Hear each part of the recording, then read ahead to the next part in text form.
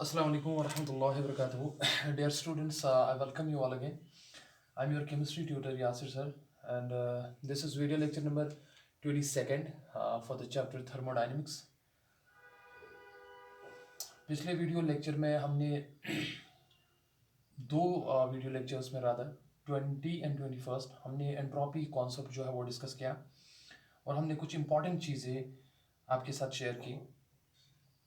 आज हम अपना लेक्चर कंटिन्यू करेंगे, एंट्रोपी की ही बात करेंगे और कुछ नए कॉन्सेप्ट्स देंगे आपको और साथ में कुछ प्रॉब्लम्स भी सॉल्व करेंगे जो आपसे पूछे जा सकते हैं। ठीक है, तो चलिए इस प्रोसेस को हम स्टार्ट करते हैं। पहली बात, अगर आपको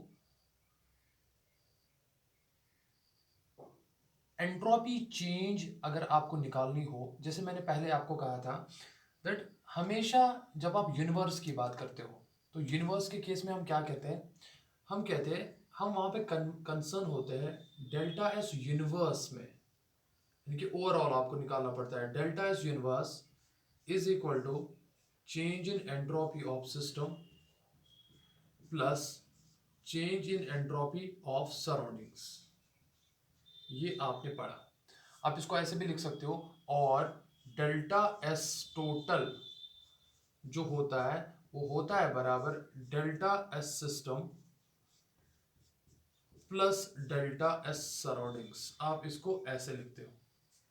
देखिए, इस चीज को समझना पड़ेगा आपको कि हम इस चीज को प्रॉब्लम के थ्रू समझेंगे।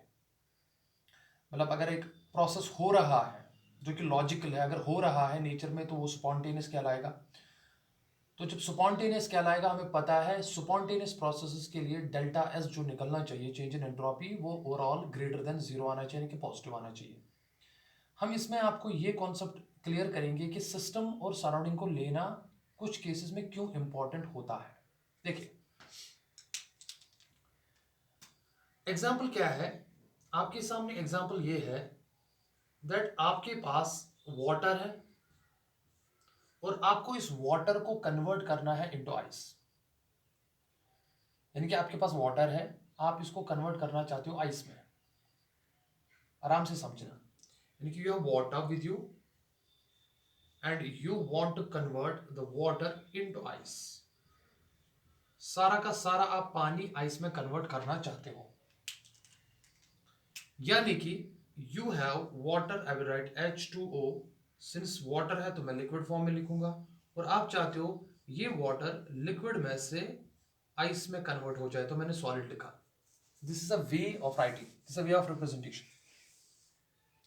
देखिए, अगर आप होल आइस वाटर में कन्वर्ट करना चाहते हो तो आपको क्या करना पड़ेगा, आपको ये प्रोसेस जो है, देखिए ध्यान में रखें, आपको ये प्रोसेस जो है ये आपको लो टेम्परेचर पे करनी पड़ेगी। कॉमन सेंस है, बिकॉज आप वाटर को फ्रीज करना चाहते हो। अब फ्रीज करना चाहते हो तो आपको लो टेम्परेचर पे करनी पड़ेगी। मान लो आपको लो टेम्परेचर पे करनी पड़ेगी, लेकिन लेस देन, या मैं ऐसे लिख सकता हूं low temperature that is below 0 degree Celsius, because 0 degree Celsius से नीचे ही करना पड़ेगा। बिकॉज अगर आप जीरो की बात करोगे तो जीरो पे वाटर और आइस जो है वो इक्विलिब्रियम में रहता है। तो अगर आप सारा वाटर आइस में कन्वर्ट करना चाहते हो तो आपको जीरो से नीचे करना पड़ेगा। लेट सपोज कहां पे करेंगे, सपोज जीरो हम करेंगे -0.5 डिग्री सेंटीग्रेड पे, या इवन आप -1 डिग्री सेंटीग्रेड पे भी कर सकते हो। देखो, -1 डिग्री सेंटीग्रेड पे भी कर सकते हो, आप -2 डिग्री सेंटीग्रेड पे भी कर सकते हो। सबको क्लियर हो रहा है ना मैं क्या बता रहा हूं? बिकॉज आपको सारा वाटर जो है आइस में कन्वर्ट करना है। देखिए, पहली बात, अगर आप ये प्रोसेस देखेंगे और ये मान लो हमारा सिस्टम है, ये सारा का सारा जो है, मान लीजिए ये हमारा सिस्टम है, दिस इज आवर सिस्टम। अब मुझे आप एक बात बताइए, अगर आप चाहते हो वाटर जो है वो कन्वर्ट आइस में हो जाए, यानी कि आपको फ्रीज करना पड़ेगा, उसके लिए वाटर को कुछ अमाउंट ऑफ एनर्जी जो है वो रिलीज करनी पड़ेगी, जिसको आप लेटेंट हीट ऑफ फ्यूजन कहते हो। मतलब the amount of energy which is released by the water so that it gets converted into the ice. कुछ ना कुछ हीट तो होगी ना, जाहिर सी बात है, फ्रीजिंग में टेम्परेचर कम हो जाता है, यानी कि यहां पे हीट का रिलीज होगा। इस प्रोसेस में आपको हीट बाहर करनी पड़ेगी। यानी कि यहां पे क्या करेगा, फॉर मैं ऐसे लिखूंगा, for conversion of whole water, for conversion of whole water into ice, comma water जो आपका है दैट इज वो आपका सिस्टम है, has to lose energy, and let us suppose that energy is in the form of heat, has to lose energy in the form of heat to the surroundings। तो ये कहाँ की तरफ प्यारे बच्चों रिलीज करेगा ये हीट, जाहिर सी बात है सिस्टम रिलीज करेगा तो वो बाहर चली जाएगी, यानी कि हीट जो है यहाँ पे हीट बाहर जाएगी, सराउंडिंग की तरफ बाहर जाएगी। तो मान लो आपको यहाँ पे ये सराउंडिंग है, ध्यान से समझना, बहुत इंपॉर्टेंट है। अब सिंस यहाँ पे सिस्टम ने हीट रिलीज की, बाहर छोड़ी, बिकॉज उसको कन्वर्ट आइस में करना है आपको। जब सिस्टम हीट रिलीज करता है ना, when the heat is given by the system, तो तब सिस्टम की अपना हीट कंटेंट जो है वो डिक्रीज हो जाता है। तो इन दैट केस क्या मैं लिख सकता हूं, उस टाइम पे जो डेल्टा क्यू का वैल्यू होगा वो डेफिनेटली नेगेटिव आएगा। बताओ आएगा कि नहीं आएगा, बिकॉज सिस्टम हीट रिलीज कर रहा है। और अगर डेल्टा क्यू, यानी कि चलो मैं सिस्टम का लिखता हूं, डेल्टा क्यू सिस्टम का जो है वो रिलीज हो जाए या वो कम हो जाएगा, नेगेटिव हो जाएगा। तो उसके केस में आप मुझे बताओ कि अगर आपको डेल्टा एस सिस्टम निकालना पड़ेगा, ये तो डेल्टा क्यू है, वो किसके बराबर होगा सर, वो होगा बराबर डेल्टा क्यू सिस्टम का जो था डिवाइडेड बाय जो पर्टिकुलर टेम्परेचर होगा। और मान लो टेम्परेचर आपने 0.5 डिग्री माइनस 0.5 डिग्री सेंटीग्रेड लिया है, -1 डिग्री सेंटीग्रेड लिया है, टेम्परेचर तो आपने कांस्टेंट रखा, उसमें तो कोई प्रॉब्लम है नहीं। You getting what I am saying. तो आप मुझे बताओ यहाँ पे जो since delta Q is equal to negative, आप मुझे बताओ यहाँ पे जो डेल्टा सिस्टम आएगा, अगर आप सिस्टम की बात करोगे सर, बिकॉज यहाँ पे हीट का रिलीज हो रहा है, तो क्या मैं लिख सकता हूँ डायरेक्टली दैट यहाँ पे उस टाइम एंट्रोपी चेंज जो सिस्टम का आएगा वो नेगेटिव आएगा। देखिए इस बात को समझिए, जब सिस्टम का डेल्टा एस नेगेटिव आएगा, इसका मतलब है डेल्टा एस नेगेटिव है तो ये प्रोसेस होनी तो नहीं चाहिए फिर, बिकॉज डेल्टा एस उन्हीं प्रोसेसेस में नेगेटिव आता है जहां पे प्रोसेस नॉन स्पॉन्टेनियस हो। समझ आ रही है ना बात। लेकिन अब आप कहोगे सर सिस्टम ने तो रिलीज हीट की थी, यानी कि डेल्टा क्यू का साइन हमने नेगेटिव लेना पड़ा, डेल्टा एस सिस्टम तो खुद नेगेटिव आया, तो क्या ये प्रोसेस फीजिबल होगा। यहां पे आपको देखना पड़ेगा जो हीट सिस्टम ने रिलीज की वो किसने अब्सॉर्ब की, सराउंडिंग ने। तो सराउंडिंग की एंट्रोपी इंक्रीज होगी, एंड सराउंडिंग की एंट्रोपी इतनी इंक्रीज होगी, हम लिखेंगे दैट ऐसे लिखेंगे that the heat released by the system will be definitely gained by the surrounding, and since the surrounding is very large volume के हिसाब से अगर आप सराउंडिंग देखोगे तो काफी ज्यादा है, उसी अमाउंट ऑफ हीट को लेने के लिए वहां पे जो एंट्रोपी चेंज आएगा ना वो काफी ज्यादा आएगा। यानी कि फॉर सराउंडिंग क्या मैं लिख सकता हूं डेल्टा एस सराउंडिंग उस केस में ग्रेटर देन 0 आएगा, जाहिर सी बात है, बिकॉज सराउंडिंग वास्ट है, उसकी एंट्रोपी इंक्रीज हो जाएगी। यानी कि नो डाउट आपका डेल्टा एस सिस्टम नेगेटिव आया, लेकिन delta S surrounding greater than 0 मतलब इसका वैल्यू पॉजिटिव आया। अब आप क्या करोगे, अब आप यहां पे निकालोगे डेल्टा एस टोटल। तो देखिए यहाँ पे आ जाते हैं, तो दैट्स आप देखोगे delta S total is equal to delta S system plus delta S surroundings. Since आपका डेल्टा एस सिस्टम क्या है, नेगेटिव है, लेकिन डेल्टा एस सराउंडिंग आपका काफी ज्यादा पॉजिटिव है। पॉजिटिव मतलब फॉर एग्जांपल मान लो आपका डेल्टा एस सिस्टम का नेगेटिव वैल्यू जो है मान लीजिए -5 है, लेकिन जो आपका सराउंडिंग का वैल्यू है मान लीजिए वो +7 आ गया, तो बताइए टोटल वैल्यू कितना आ गया, 7 में से 5 घटेगी तो मतलब वो +2 आ गया। What I want to say is that उस टाइम डेल्टा एस टोटल जो होगा प्रोसेस का that will be greater than 0 and the process will be spontaneous. And you see definitely that जब वाटर फ्रीजिंग पॉइंट से below आ जाता है, मतलब माइनस में आ जाता है, -1 degree centigrade, -2 degree centigrade, -0.5 degree centigrade, उस time water completely convert ice में होता है। अगर उस टेम्परेचर पे, उस पर्टिकुलर टेम्परेचर पे जो कि बिलो फ्रीजिंग पॉइंट है, वाटर का कंप्लीट कन्वर्शन आइस में होता है, that means the process is spontaneous. And if the process is spontaneous then overall entropy change, overall means मैं यूनिवर्स की बात कर रहा हूँ, टोटल की बात कर रहा हूँ, that will be definitely greater than 0 and that is. लेकिन अगर आप सिस्टम की अलग से बात करोगे तो वो नेगेटिव हो सकती है, तो आप वहां जाके कंक्लूजन पे नहीं आओगे sir delta system is equal to negative, process में भी Non-spontaneous, not at all. You have to consider the change in entropy of the surrounding as well, and then you have to sum up the two and you will get the value. सबको clear हो रहा है, समझ आ रहा है ना? Very important है, very important है, बहुत इंपॉर्टेंट है, आपको ध्यान में रखना पड़ेगा. तो that's why I told you earlier that in some cases you cannot see the individual entropy change of a system. For a spontaneous process, definitely the overall entropy change will be greater than zero. For a spontaneous process की मैं बात कर रहा हूँ. But हाँ, अगर spontaneous process reversible है, then delta S total वहाँ पे zero आएगा. देखिए अभी मैं आपको वो आपको प्रूव करके दिखाऊंगा. देखिए वो प्रॉब्लम ही है, कभी कभार क्वेश्चन भी पूछा जाता है कि प्रूव करके दीजिए. उसके बाद एक और प्रॉब्लम करेंगे, बहुत इंपॉर्टेंट है और आपको थोड़ा उससे कॉन्फिडेंस भी मिलेगा क्वेश्चन सॉल्व करने में. ये प्रॉब्लम तो आपको समझ आ गई ना. देखिए मान लीजिए, देखिए since now know that spontaneous process जो है, मैं यहाँ पे लिखूंगा सर स्पॉन्टेनियस प्रोसेस जो आपने बात कही, ठीक है. अब ये स्पॉन्टेनियस प्रोसेस जो है सर ये तो रिवर्सिबल भी हो सकती है जी, रिवर्सिबल हो सकती है, लेकिन सर ये तो इरिवर्सिबल भी हो सकती है ना. हाँ बच्चों, ये इरिवर्सिबल भी हो सकती है. सर क्या हम एंट्रोपी चेंज दोनों के केस में निकाल सकते हैं, रिवर्सिबल में भी इरिवर्सिबल में भी निकाल सकते हैं, बिल्कुल निकाल सकते हैं.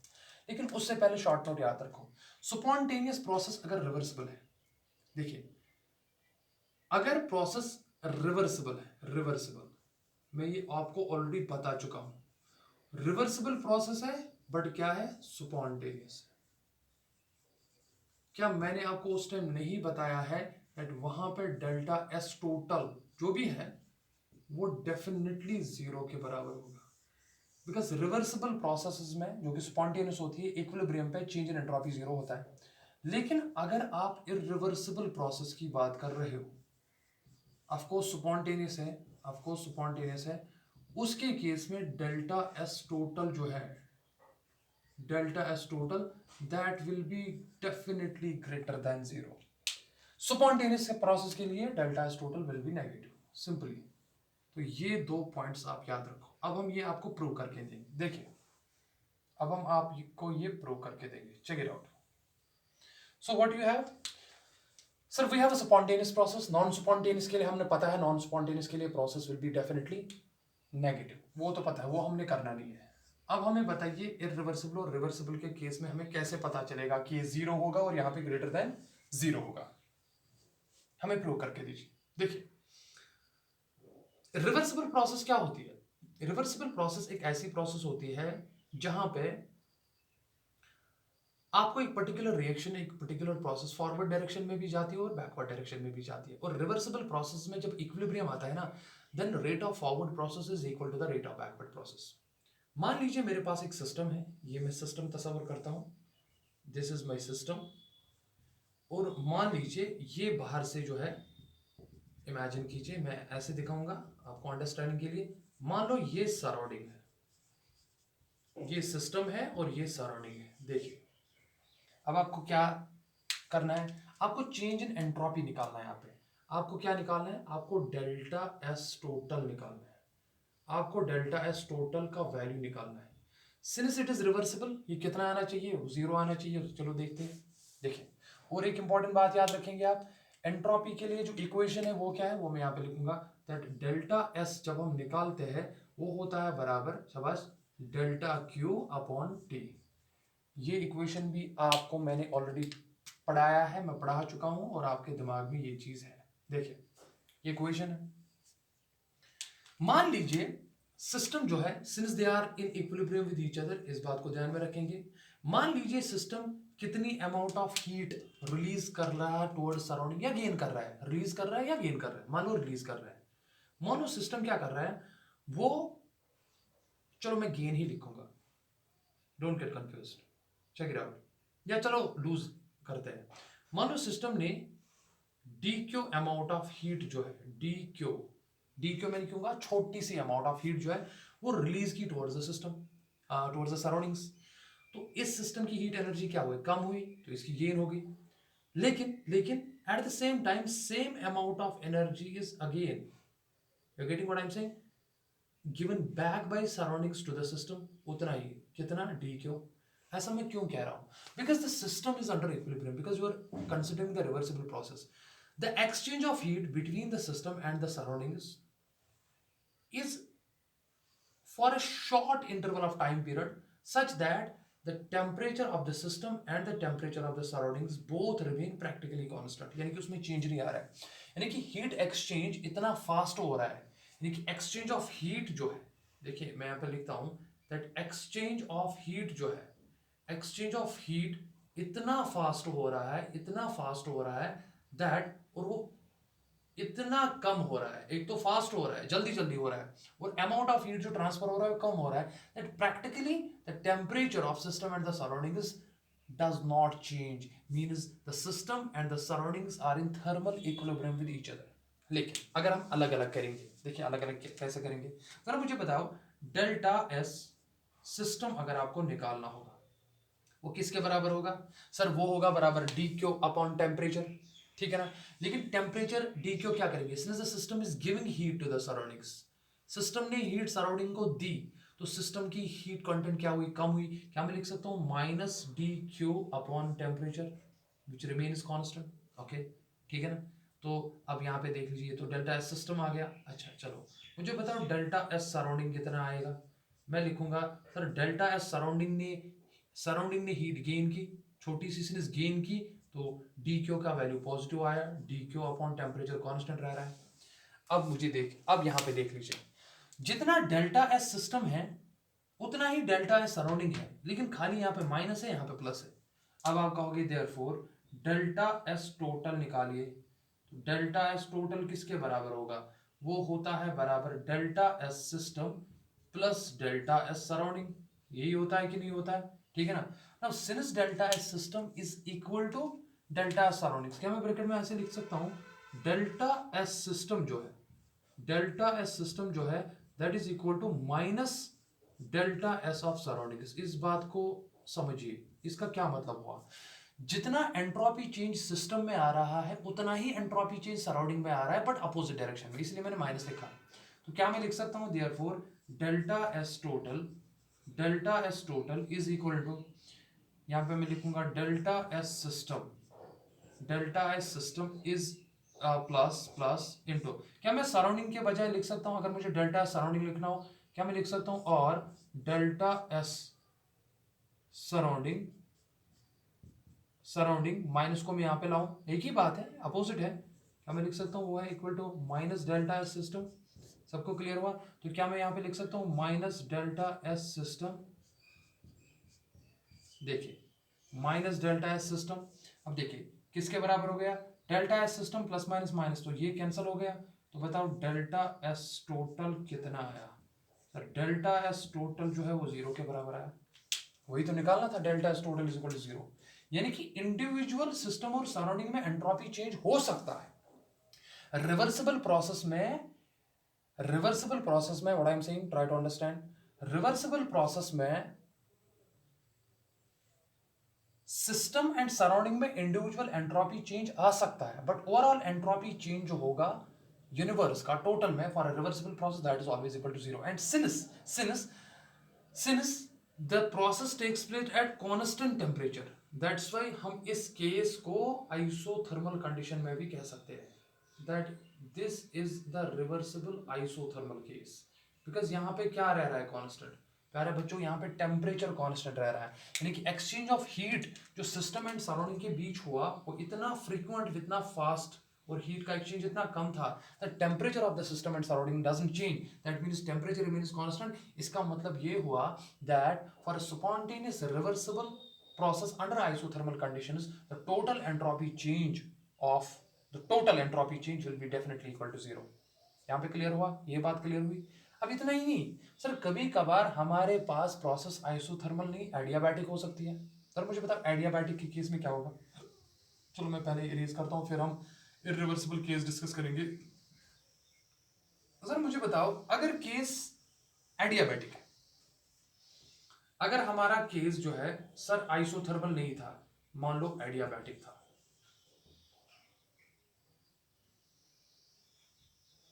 मान लो सर हमारा केस जो है वो एडियाबैटिक था, ठीक है, ओके एडियाबैटिक था। आपको पता है ना एडियाबैटिक प्रोसेस में डेल क्यू यानी कि चेंज इन हीट जीरो होता है। अब खुद ही बताओ, जब हीट एक्सचेंज ही नहीं हुआ सिस्टम और सराउंडिंग के बीच, ना ही सिस्टम ने दिया कुछ ना सराउंडिंग ने लिया कुछ, तो मुझे बताओ जब डेल्टा क्यू ही जीरो है तो उस टाइम मुझे बताओ डेल्टा एस क्या होगा। क्या उस time delta S system zero नहीं होगा? उस टाइम डेल्टा एस सिस्टम भी जीरो होगा, उस टाइम प्यारे बच्चों डेल्टा एस सराउंडिंग भी जीरो होगा। बिकॉज ना सिस्टम ने हीट एक्सचेंज किया ना सराउंडिंग ने हीट एक्सचेंज किया, तो डेल्टा क्यू का वैल्यू ही जीरो है। तो इसका मतलब है यहाँ पे डाल दो डेल्टा क्यू का वैल्यू जीरो, तो उस टाइम डेल्टा एस सिस्टम भी जीरो, डेल्टा एस सराउंडिंग भी जीरो।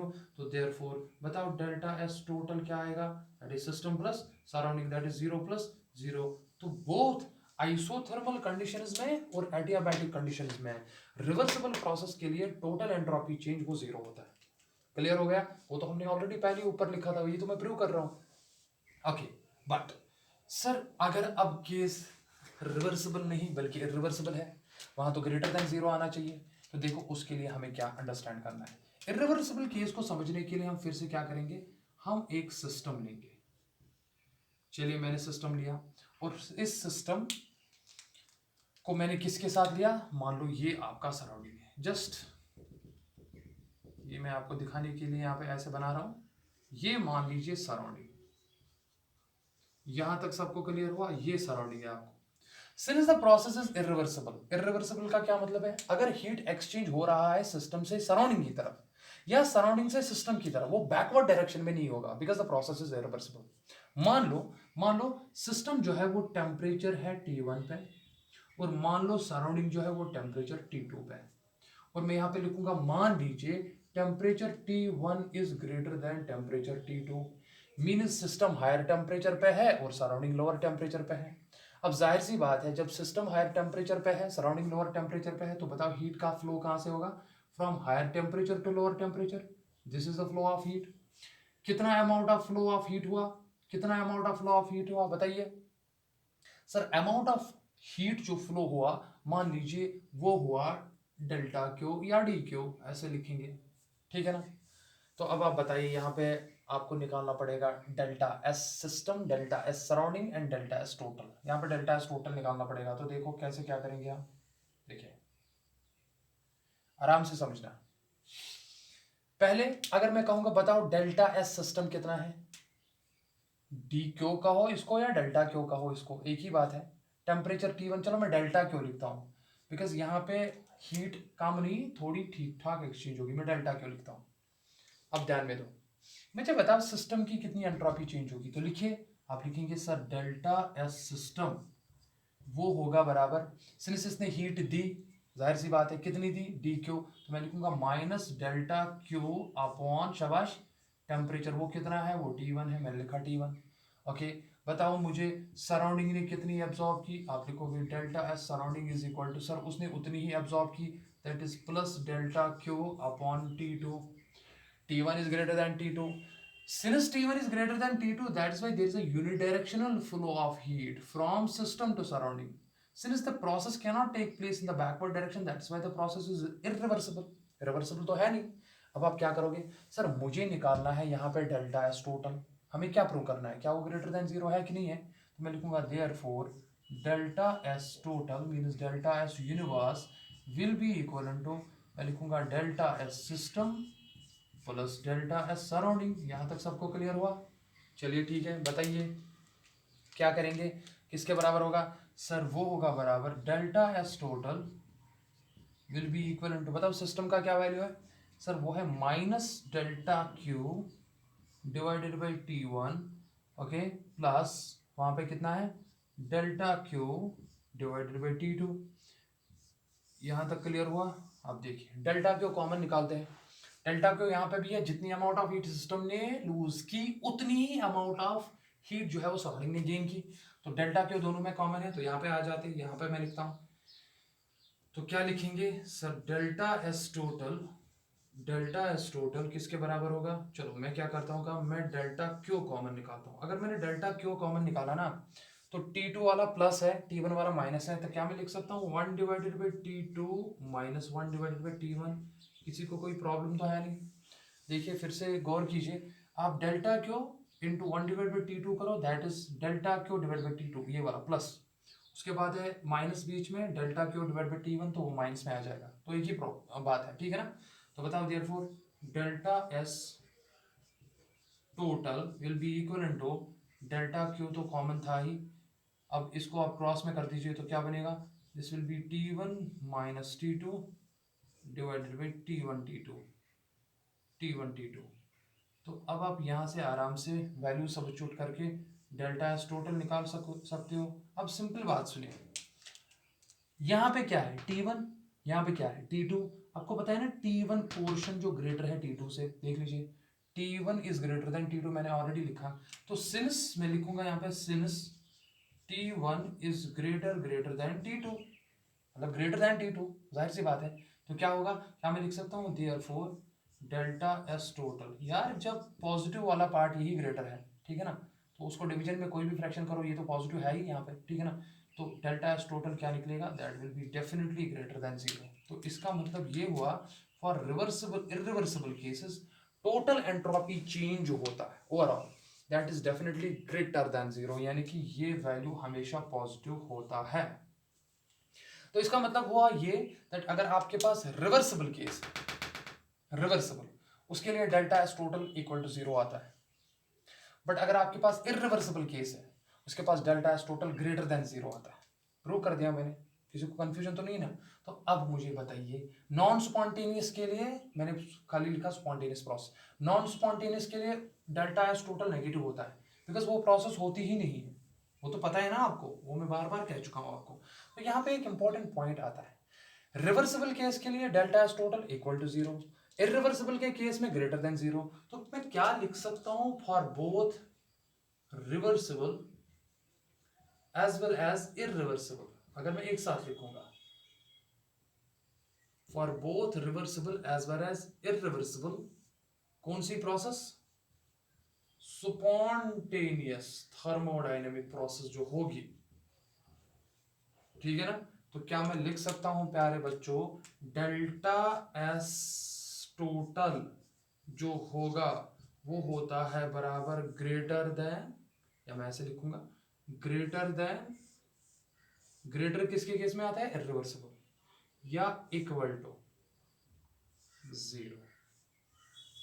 इसका मतलब क्या हुआ, ग्रेटर देन 0 आएगा यहां पे, देखो इसका मतलब ये हुआ डेल्टा एस टी का मतलब है total, it is greater than 0 for irreversible and delta S T is equal to 0 for reversible. तो वो मैं इस फॉर्म में दिखाया, आएगा ना, क्वेश्चन सॉल्व करना आएगा ना, वेरी नाइस। अब मैं एक आपको प्रॉब्लम दिखाता हूं और उसके बाद we are gonna stop this lecture, बाकी प्रॉब्लम्स आप घर पे करेंगे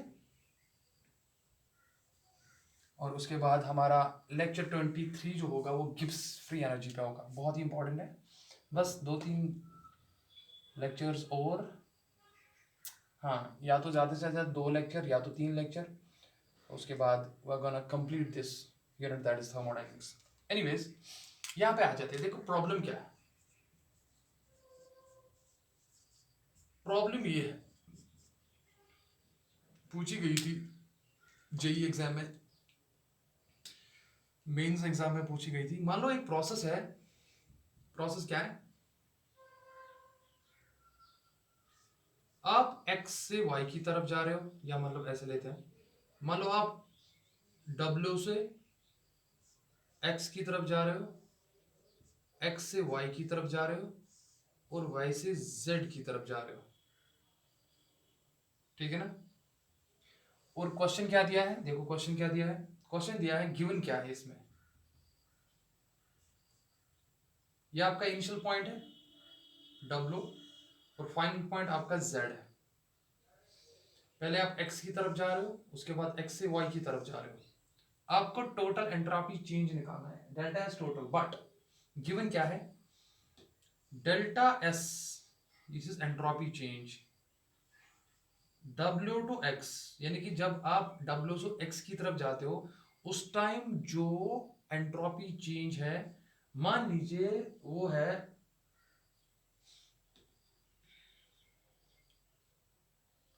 मान लीजिए वो है 50 जूल्स पर केल्विन पर मोल। ठीक है। दूसरा, entropy change when you go from x to y, that is given to be equal to, let's suppose it is 30 kilojoules, या जूल्स, चलो मैंने किलो जूल्स लिखा, चलो किलो जूल्स लिखते हैं, हाँ, kilo joules per kelvin per मोल, ऐसे दिया है। और मान लो जब आप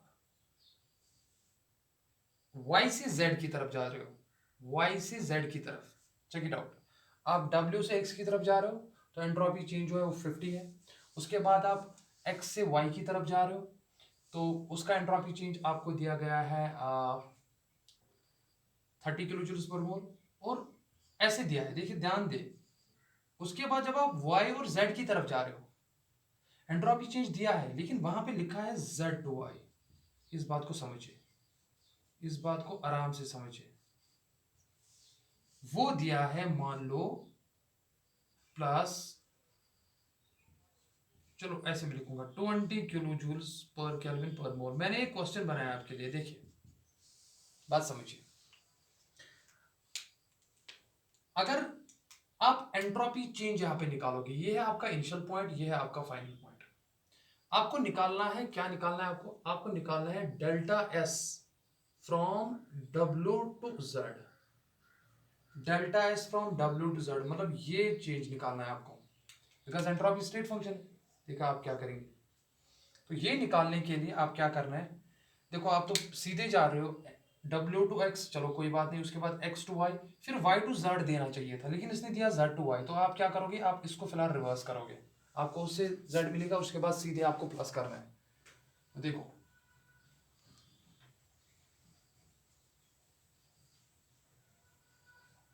देखो प्रोसेस तो इस डायरेक्शन में जा रहा है ना, लेकिन आपको यहाँ पे उल्टा वैल्यू दिया है, तो इस उल्टे वैल्यू को अगर आप रिवर्स करोगे, देखिए अगर आप इस वैल्यू को रिवर्स करोगे तो बताइए ये वैल्यू क्या बनेगा, यानी कि delta S Z to Y अगर दिया है 20 किलो जूल्स पर मोल, तो बताइए मुझे therefore delta S Y to Z, Z to Y 20, तो वाई टू जेड कितना होगा, that will be -20 kilo joules per mole, of course per kelvin.